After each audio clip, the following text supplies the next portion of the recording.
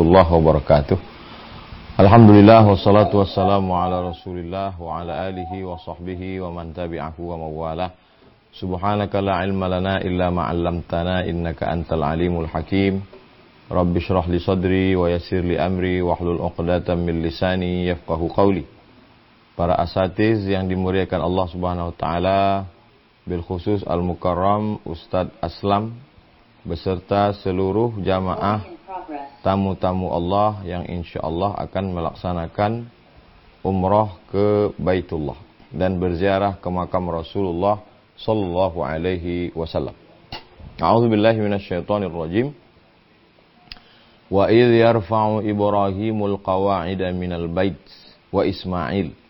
Ingatlah ketika Nabi Ibrahim mengangkat pondasi Baitullah yang awalnya dibangun oleh Nabi Adam alaihissalam.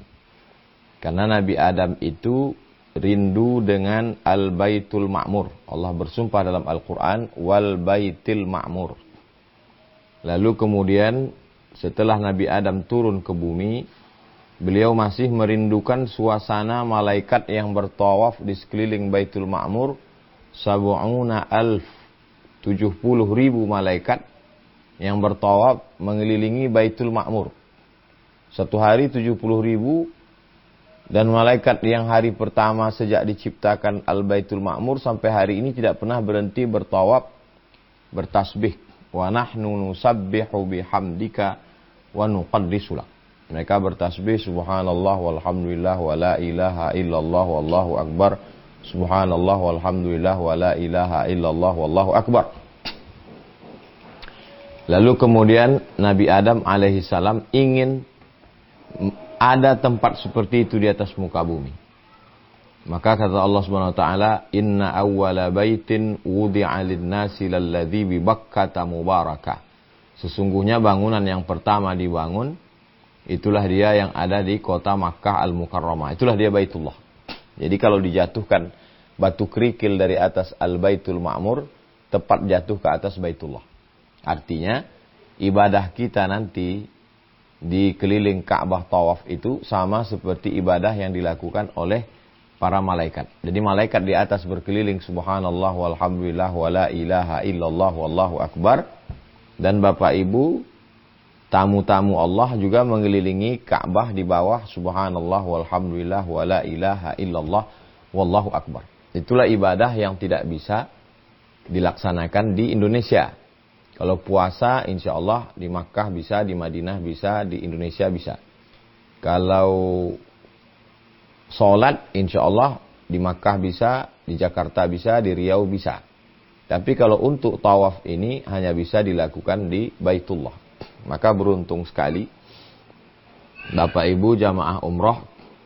Umrah secara bahasa artinya ziarah, artinya berkunjung. Ziarah mengunjungi Baitullah dengan niat tertentu. Niatnya adalah taqarrub ilallah, mendekatkan diri kepada Allah Subhanahu wa taala. Lalu kemudian setelah Nabi Ibrahim dan Nabi Ismail selesai membangun Baitullah, merenovasi Baitullah yang dibangun pada zaman Nabi Adam alaihissalam, pada zaman Nabi Nuh datang banjir bandang, lalu kemudian tinggal pondasinya. Lalu diperintahkan Allah lah Nabi Ibrahim dengan Nabi Ismail untuk mengangkat lagi, naik pondasi itu ke atas.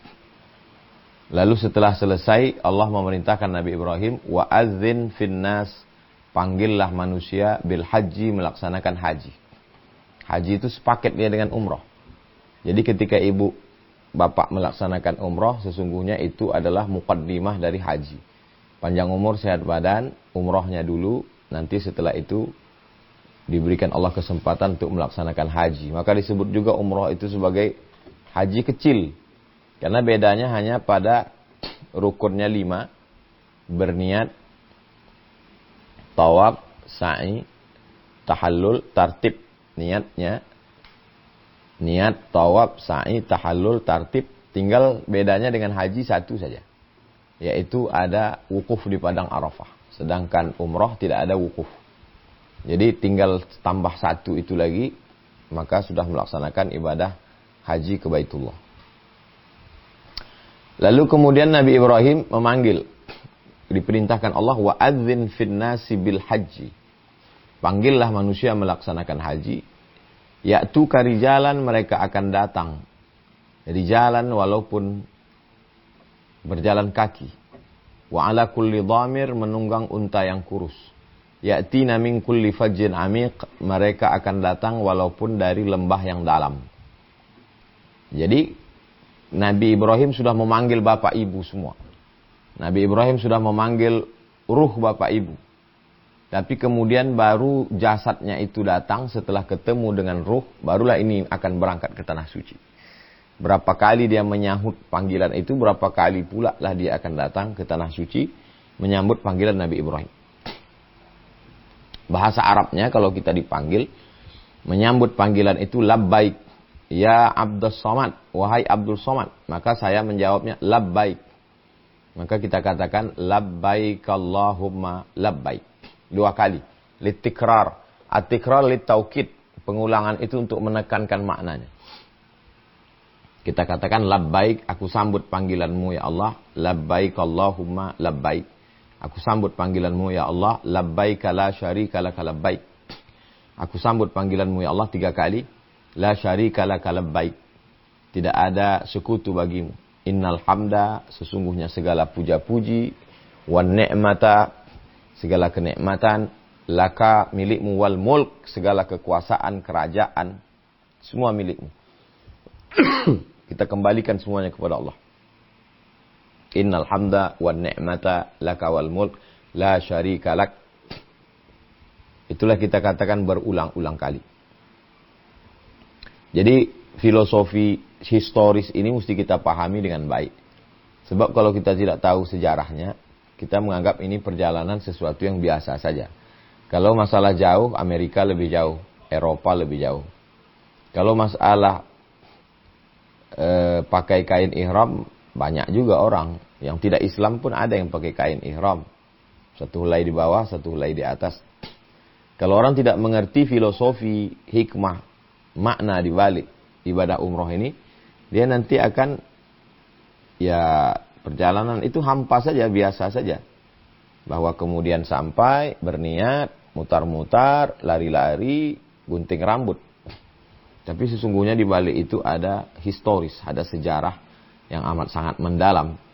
Di antara sejarahnya adalah bahwa ini sejarah dari awal asal muasal manusia, Nabi Adam alaihissalam, yang merindukan tempat Al-Baitul Ma'mur.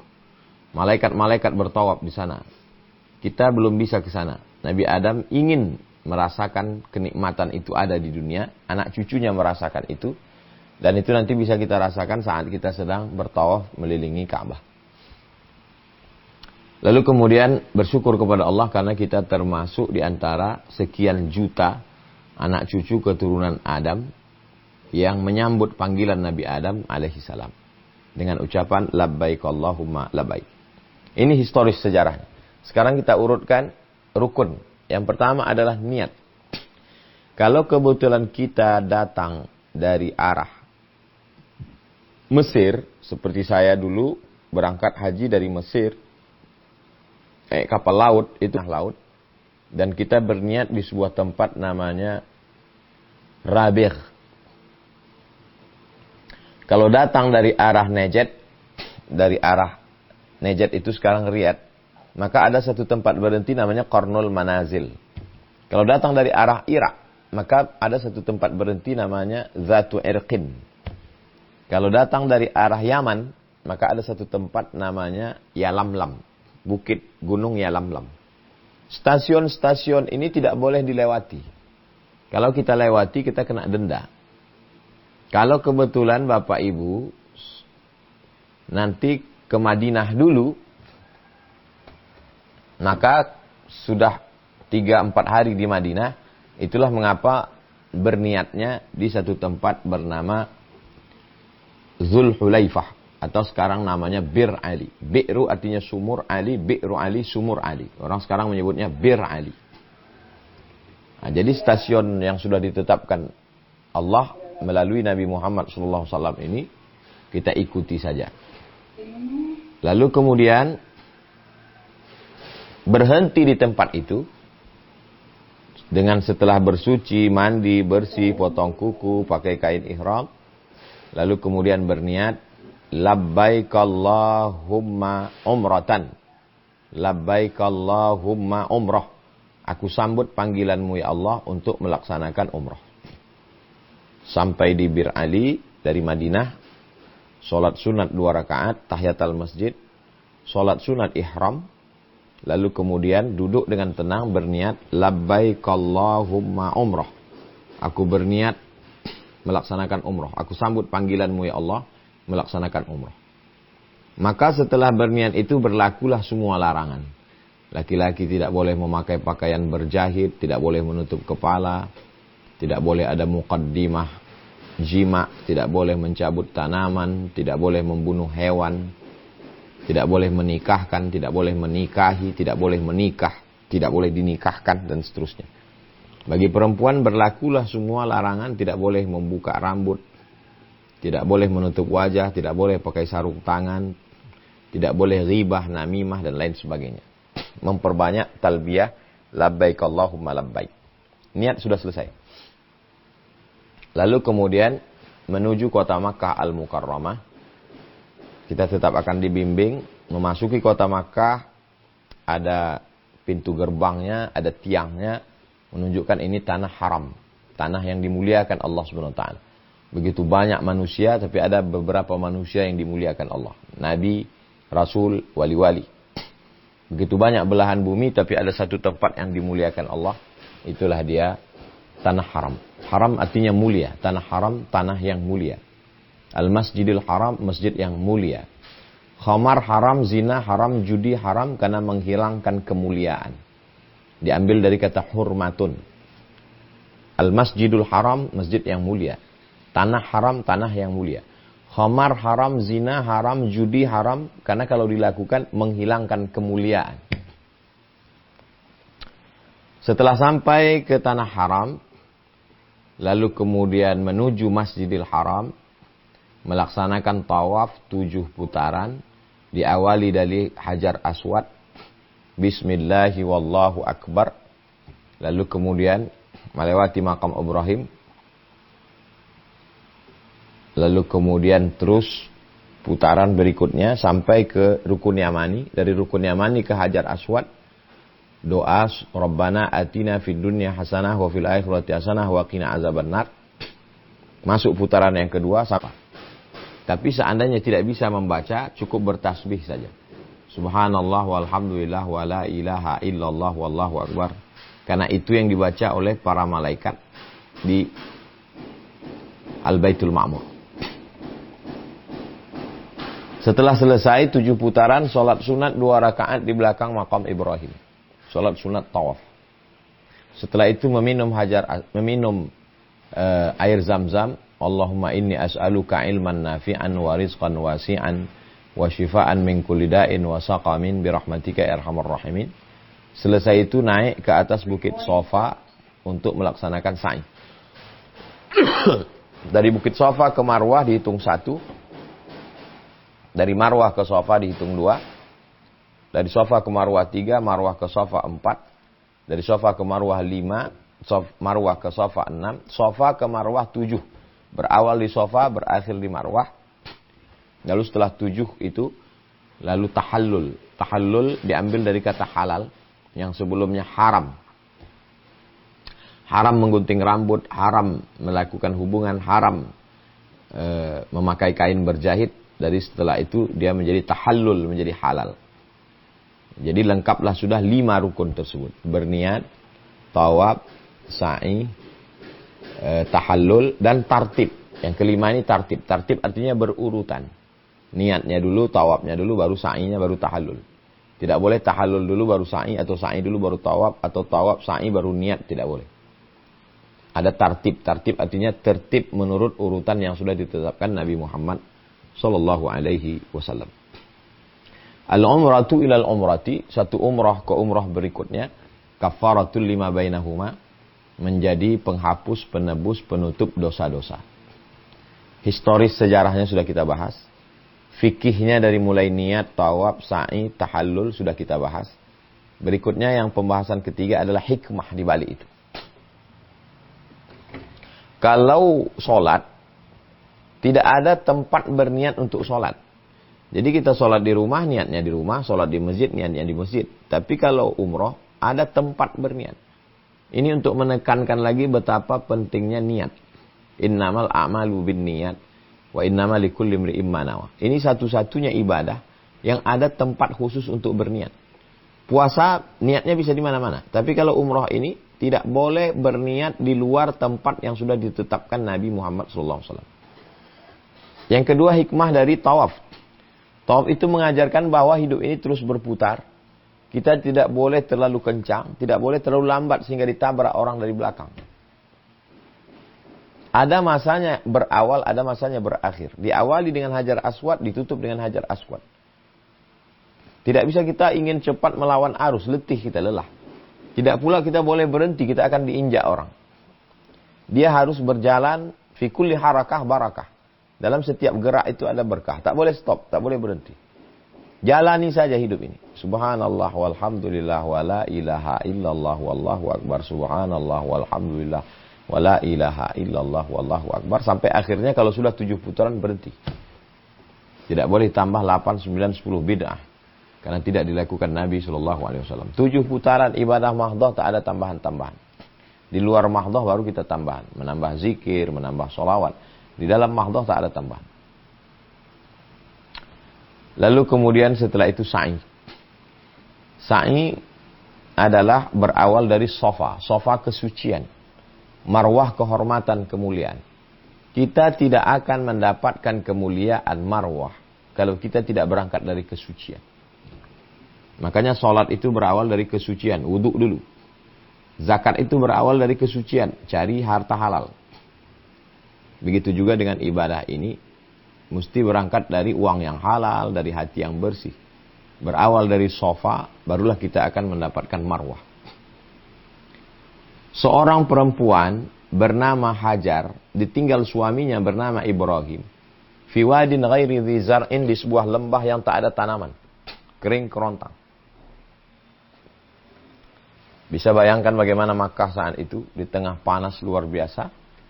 Ditinggalkan seorang perempuan dengan bayi kecil, dia berlari-lari mencari air. Dari Bukit Sofa ke Bukit Marwah. Di Sofa tak ada air, di Marwah tak ada air. Dia pulang lagi ke tempat anaknya. Ternyata air itu tidak datang dari tumit Hajar. Tapi air itu datang dari tumit anak kecil yang belum pandai berjalan. Nama anak itu adalah Ismail. Zam-zam artinya berkumpul. Berkumpullah wahai air. Zam-zam, berkumpullah.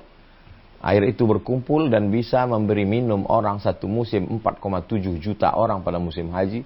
Ditambah dengan umroh, belum lagi yang dibawa pulang bertriliun-triliun liter. Tidak pernah kering, 3000 tahun lamanya.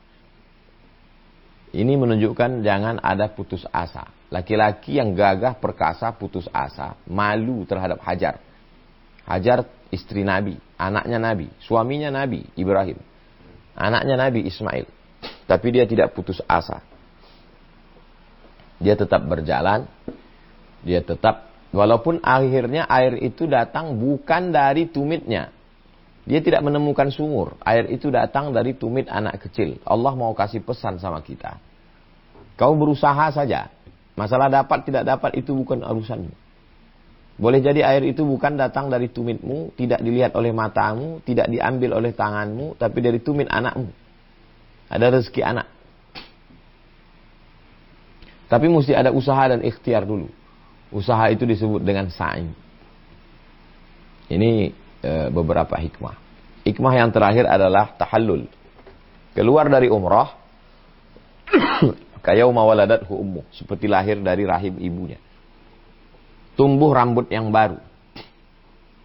Allah mengampunkan dosa al-muhalliqin, orang yang mencukur rambutnya.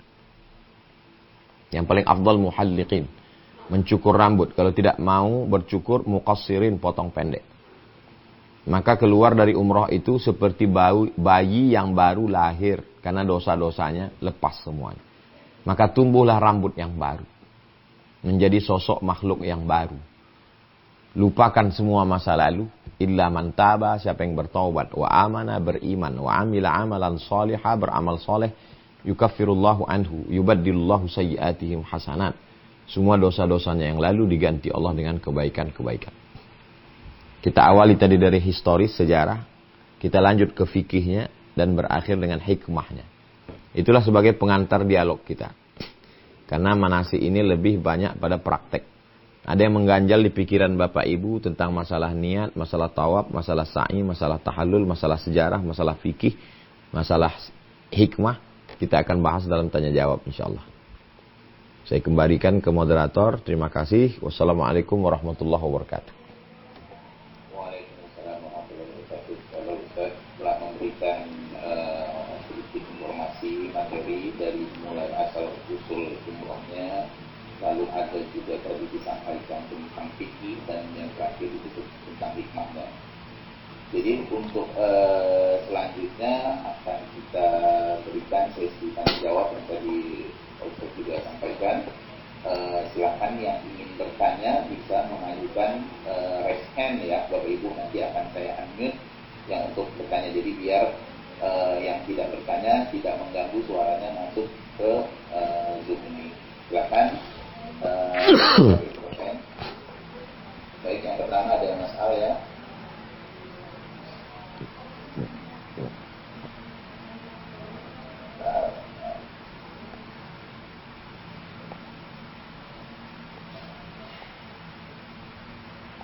Silakan Mas Al.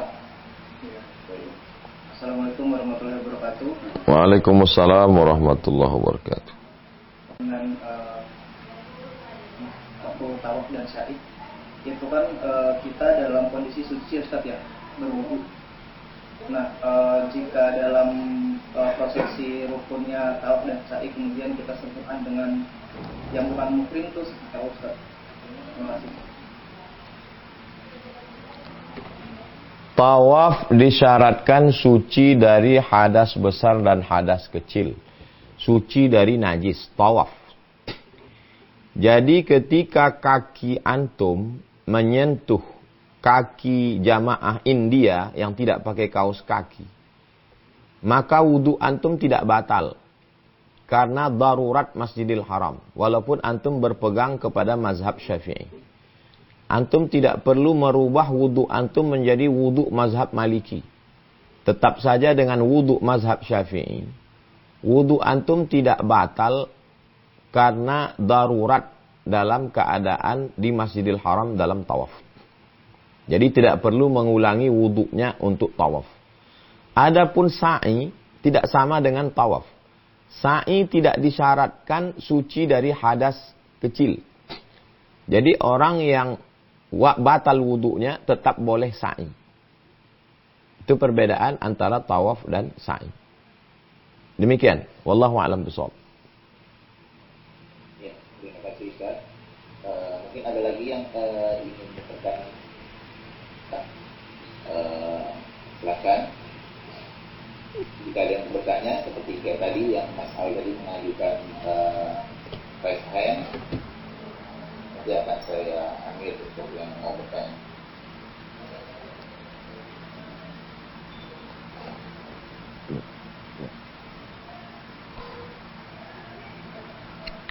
Ada Bapak Ibu?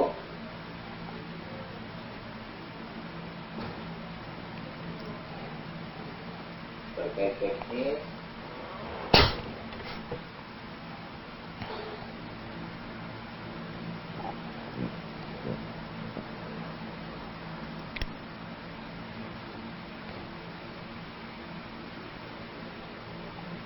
Ya, yang pertama saya minta Pak Suginarto ya. Silakan Pak. Bisa di-unmute dulu Pak. Ya.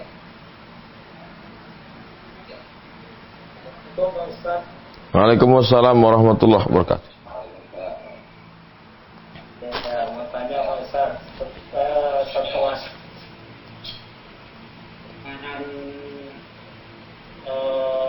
tawafnya selesai, kemudian kan melakukan sholat sunnah. berdoa. Nah, kemudian doa apa yang di situ yang kita panjatkan pada Allah setelah sholat 2 rakaat ini? Setelah tawaf, sholat sunat tawaf 2 rakaat di belakang makam Ibrahim. Kalau tidak bisa dekat dari jauh, setentang searah makam Ibrahim. Saya sholat sunat 2 rakaat tawaf. Rakaat pertama, Qul ya ayyuhal kafirun. Rakaat kedua, Qul huwallahu ahad. Setelah itu berdoa, doanya disusun dalam buku manasik umrah. Kalau tidak bisa bukunya tinggal, maka doa itu 4 saja yang pakai bahasa Arab. A'udzubillahi minasyaitonirrajim. Bismillahirrahmanirrahim. Alhamdulillahirabbil alamin. Wassalatu wassalamu ala asyrafil anbiya wal mursalin. Hanya 4 saja doa itu yang pakai bahasa Arab. A'udzubillah, bismillah, alhamdulillah, sholawat. A'udzubillahi minasyaitonirrajim. Bismillahirrahmanirrahim. Alhamdulillahirabbil alamin. Sholawat. Allahumma sholli ala sayyidina Muhammad wa ala ali sayyidina Muhammad. Habis itu mintalah apa yang mau dimintakan kepada Allah. Berdoa ini pakai ring-ring. Ring 1 orang tua dulu. Ya Allah, sehatkan orang tua saya, panjangkan umurnya, kuatkan imannya, kasih sayangi dia kalau masih hidup. Kalau dia sudah meninggal dunia, lapangkan kuburnya. Habis orang tua, istri. Sabarkan istri saya, kuatkan suami saya, jauhkan dia dari maksiat, panjangkan umurnya, berkahi. Habis itu anak-anak. Berikan saya anak-anak yang soleh, solihah, hafal Quran, jadi anak berbakti, jauhkan dari narkoba, jauhkan dari LGBT, jauhkan dari zina. Habis itu saudara-saudara. Saudara saya, panjangkan umurnya, murahkan rezekinya, sebagaimana saya bisa tawaf sa'i umroh. Habis itu tetangga-tetangga, ustadz-ustadz, guru-guru, pejamkan mata, bayangkan wajah siapa yang nampak, doakan dia. Musuh, orang jahat, orang hasad, orang dengki, doakan dia supaya dapat hidayah. Sebagaimana diajarkan Nabi, Allahumma hdi qaumi, berikan dia hidayah, fa innahum la ya'lamun. Dia buat salah selama ini, bersihkan sampai kita tidak ada beban sama sekali. Doa kebaikan dunia akhirat, doa semua minta kepada Allah. Kalau tidak hafal doa-doa. Kalau bisa membuka buku, buka buku. Kalau tidak bisa, maka mintakanlah semua yang baik-baik kepada Allah Subhanahu wa taala. Begitu juga nanti ketika berada di Hijr Ismail, begitu juga ketika berada di atas bukit Sofa, begitu juga kita berada di atas bukit Marwah. Begitu juga ketika nanti selesai setiap sholat. Mintalah kepada Allah sebanyak-banyaknya. Udu'uni astajib lakum. Di tanah yang suci, di masjid yang suci, dalam ibadah yang suci, bersama orang yang suci, dalam keadaan suci. Jangan sampai lewatkan kesempatan waktu dan tempat yang utama untuk berdoa. Demikian, wallahu a'lam bishawab. Ya, terima kasih Ustaz. Wa iyyakum. Sudah 2 pertanyaan. Kita coba 2 lagi ya, 2 pertanyaan lagi. Ini ada Pak ya. Silakan. Assalamualaikum warahmatullahi wabarakatuh, Ustaz. Waalaikumsalam warahmatullahi wabarakatuh. Yang pertama saya mau menanyakan tentang umroh yang umroh wajib yang pertama kali kita lakukan itu apakah untuk wanita juga harus memakai baju warna putih? Lalu yang kedua, bagaimana kalau tiba-tiba di Masjidil Haram atau di Masjid Nabawi kita haid gitu, Pak Ustadz. Sekian, terima kasih. Assalamualaikum warahmatullahi wabarakatuh. Waalaikumsalam warahmatullahi wabarakatuh.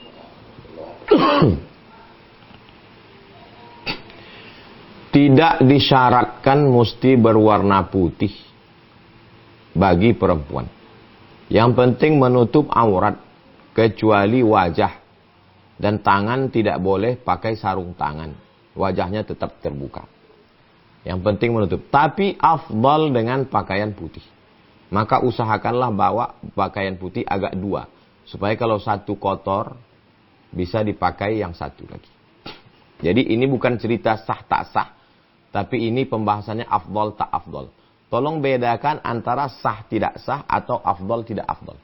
memakai pakaian putih bagi perempuan saat ihram, umrah, itu adalah afdal. Kalau dia tidak ada pakaian putih, dia pakai warna lain, maka tetap sah, tapi kurang afdal. Ini tentang masalah warna putih bagi perempuan. Perempuan yang ketika di Madinah boleh memakan pil penunda, mohon maaf, menstruasi.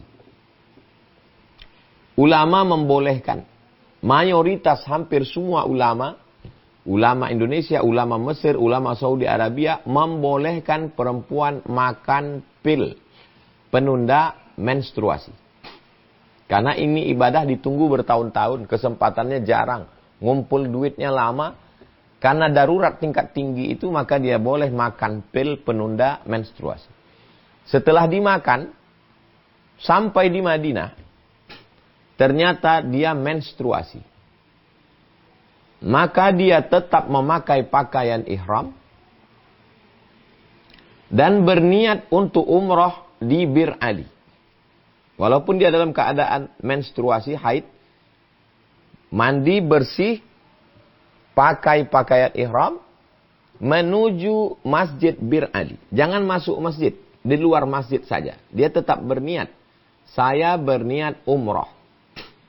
Sampai di Makkah, tunggu beberapa hari. Sampai haidnya berhenti. Kalau tidak berhenti juga, hari pertama, hari kedua, hari ketiga, hari keempat, hari kelima, anggaplah ini travel menetapkan dia hanya waktu 5 hari. Maka dia punya 3. Pertama, dia mengajukan ke travel supaya diberikan tambahan waktu sampai haidnya berhenti. Supaya dia bisa, kalau dia berangkat haji, namanya tanazul. Tanazul dari kloternya ke kloter berikutnya. Kalau usaha ini tidak bisa, travelnya tidak sanggup menunggu, kesulitan untuk mengurus izin tinggal, bla bla bla bla dan seterusnya, maka dipakailah pendapat yang ter di antara yang tersulit. Maka dia bersih-bersih, pakai pembalut, dia tawaf dalam keadaan haid. Karena halangannya itu hanya tawaf saja. Maka dia tawaf karena darurat tingkat tinggi. Habis tawaf dia sa'i. Habis sa'i dia tahallul. Habis itu dia pulang. Dia tidak tawaf wada. Karena dalam keadaan haid. Gugur tawaf wada bagi perempuan yang haid. Masalah ini sudah saya tulis lengkap dengan dalil-dalilnya, kitabnya, referensinya, ulamanya, juznya, halamannya. Dalam buku 66 Tanya Jawab Umroh. Dalam buku 66 Tanya Jawab Umroh Ustadz Abdul Somad. Karena masalah ini banyak dialami orang. Itu alternatif terakhir. Tidak boleh dia batalkan umrohnya. Tidak boleh pulang dalam keadaan tidak menyelesaikan umroh. Demikian. Wallahu a'lam bishawab. Ya, terima kasih atas jawaban Ustaz. Cukup ya Mbak tadi ya pertanyaannya tadi. Nah ini ada satu lagi pertanyaan terakhir. Silakan satu jemaah lagi untuk menanyakan pertanyaan kepada Ustadz. Satu orang lagi. Ada Pak Ibu? Satu orang lagi.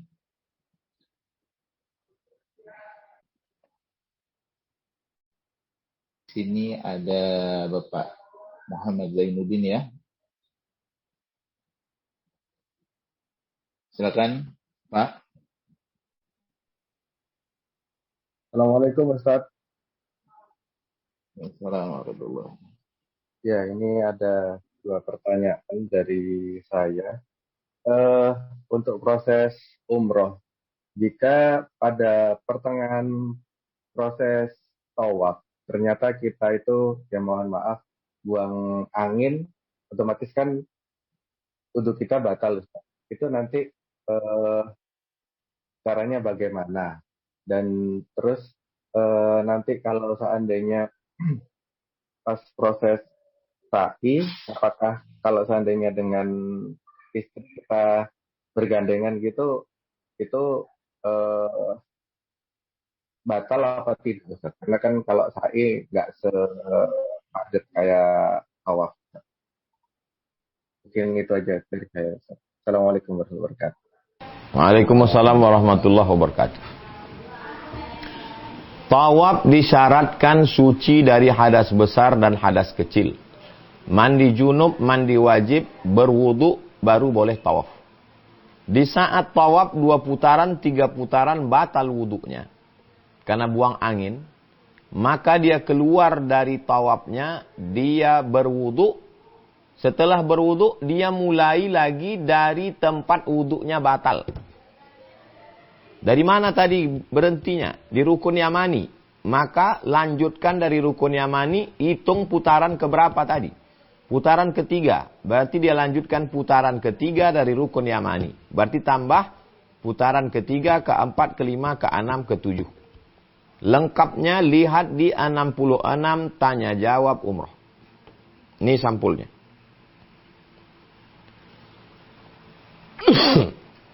Dekatkan ke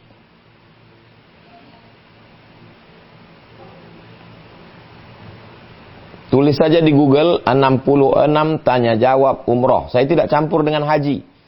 Supaya jamaah tidak bingung. 66 tanya jawab umroh. Selanjutnya sa'i. Sa'i tidak disyaratkan suci dari hadas kecil. Yang junub, yang haid, dia mandi wajib. Tapi kalau wuduknya batal, maka dia tetap sah untuk sa'i. Kalau ada suami istri, digandengnya tangan istrinya, suami menggandeng tangan istri, istrinya pakai mukena, maka wuduknya tidak batal. Karena ada ha'il. Ha'il itu kain. Suaminya tangannya terbuka karena pakai ihram. Istrinya pakai mukena, maka wuduknya tidak batal. Waktu tawaf. Andai waktu tawaf itu kakinya tersentuh dengan jamaah yang dari India, Pakistan, Bangladesh, Turki yang tidak pakai kaos kaki karena mereka mazhab Hanafi. Mazhab Hanafi kakinya tidak pakai kaos.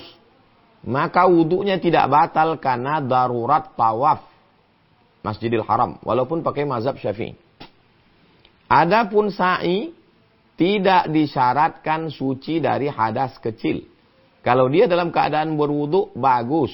Kalau wuduknya batal, maka dia tetap sa'i. Sa'inya sah. Demikian. Wallahu a'lam bishawab. Ya, terima kasih. Ustadz, ini ada 2 pertanyaan lagi, tapi kita jadiin 1 pertanyaan lagi. Izin Ustadz. Bisa Ustadz ya? Siap. Ini pertanyaan terakhir ya. Mohon maaf tadi ada Mas Wahyu juga Pak Hendra yang terakhir. Silakan untuk pertanyaannya. Ya, silakan Pak Hendra.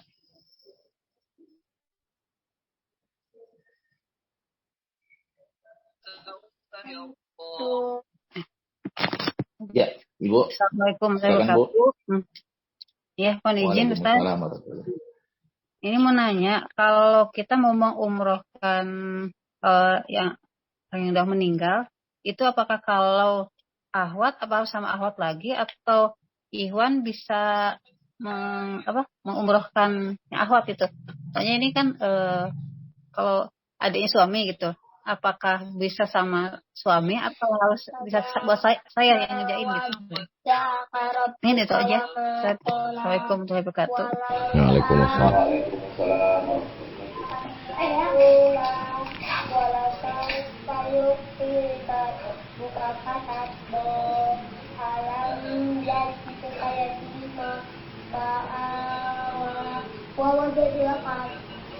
Dalil mengumrohkan,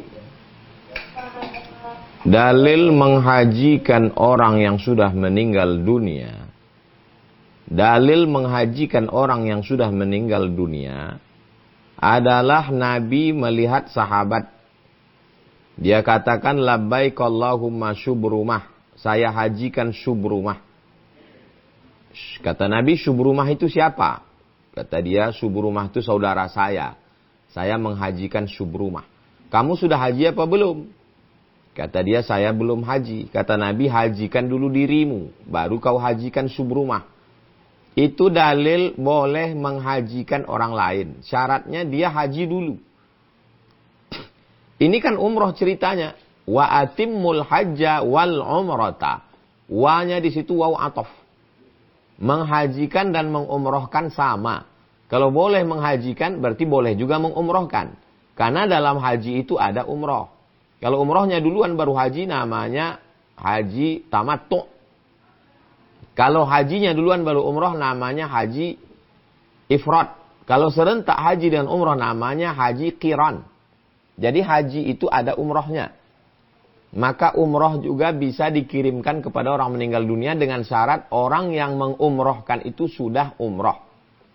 Jadi ibu kalau sudah nanti umroh untuk diri sendiri, pada hari kedua, ketiga, keempat, kelima di Makkah, ibu bisa mengumrohkan almarhum, almarhumah. Apakah perempuan hanya bisa mengumrohkan perempuan? Bolehkah perempuan mengumrohkan laki-laki, laki-laki mengumrohkan perempuan? Boleh laki-laki mengumrohkan perempuan, dan boleh perempuan mengumrohkan laki-laki. Mana dalilnya? Dalilnya seorang sahabat perempuan mau menghajikan bapaknya karena bapaknya sudah meninggal dunia. Kata Nabi, fadainullah ahaqqu an yuqda. Hajikan bapak. Karena hutang kepada Allah lebih utama untuk dilaksanakan. Begitu juga dengan seorang sahabat yang mengaku orang tuanya tidak bisa didudukkan di atas onta. Kalau duduk di atas onta dia jatuh. Ini berlaku untuk orang yang sakit keras yang tidak ada harapan untuk sembuh. Boleh dihajikan. Tidak disyaratkan haji, umroh, laki-laki mengumrohkan laki-laki. Perempuan mengumrohkan perempuan. Boleh laki-laki mengumrohkan perempuan, perempuan mengumrohkan laki-laki. Demikian, wallahu a'lam bishawab. Ya, terima kasih Ustadz dari semua pertanyaannya tadi. Jadi sudah ada 5 pertanyaan dan sudah sangat kita pahami betul jawaban-jawaban dari Ustadz, dan insya Allah dapat membantu kita dalam melaksanakan ibadah umroh di keberangkatan besok ya Bapak Ibu ya.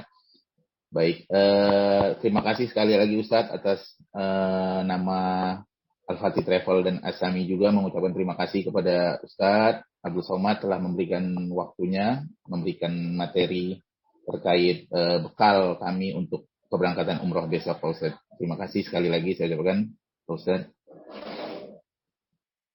Ya. Mungkin untuk sesi berikutnya lebih seperti kita masih ada waktu sebenarnya Bapak Ibu ya untuk pertanyaan lebih ke teks